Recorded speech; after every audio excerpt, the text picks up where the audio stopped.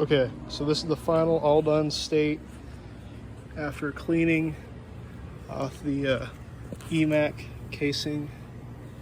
I'm just drying it off right now, but everything's been sanded, everything's been steel wooled.